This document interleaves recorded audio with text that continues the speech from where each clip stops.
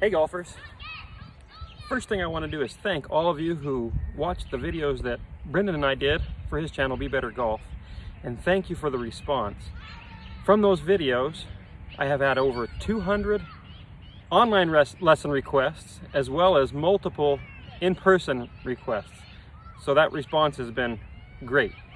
And because of it, I have implemented some new systems. I now have an online booking program, so you can, through my Instagram page and soon through my website, you'll be able to click on my calendar and actually access available times and schedule yourself in those times.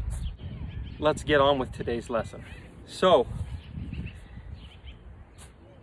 because of some of the videos we did, the one about towing the golf club and some other things, I've had quite a few questions about releasing and people saying, Milo, you're teaching people to hold off. That's not gonna work. It's not gonna create a lot of speed. Now I want to talk to you about the two main ways that I see that teachers teach players to release.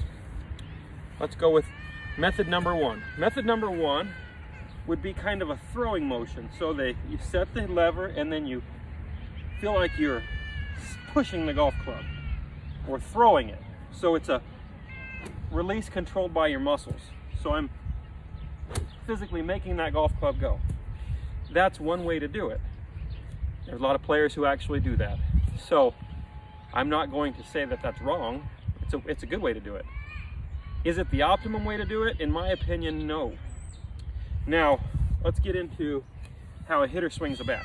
When a hitter in baseball swings a baseball bat, do they push the bat like that, or does the bat sling naturally? So if I take this bat right here and I use my pivot, I did not do that. You can see that bat just slings. That's one hand. This bat's 40 ounces heavy. I'm not that strong. So you can see it just slings and releases, okay? So that would be a release that's controlled by physics. Now what would that look like in rudimentary terms in golf? So what I'm gonna do is I'm gonna take this club, I'm gonna set a lever, and I'm gonna make the handle go. And you can see, by just directing the direction I want the handle to go, how much speed went into that club head. Now, can I put that much speed into it by trying to throw it? No. And it won't be nearly as stable. It won't do the same thing every time. So what I'm trying to get players to do is I'm trying to get you to learn how to get the hands to move in the correct arc so that it unloads the angles correctly. And it'll unload them much faster than you're capable of doing it with your muscles. So the thing that creates it is the hands working on the correct arc.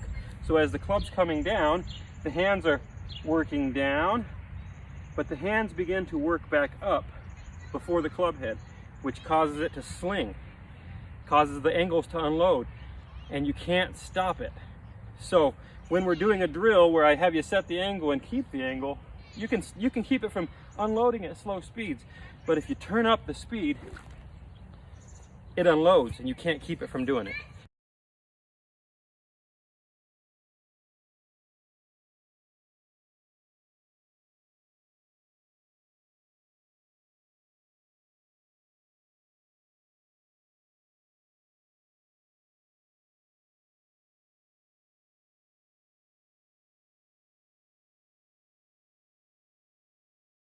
The only way you could hold it off would be to fire your arms forward, but if your arms are just being pulled along by the turning of your body,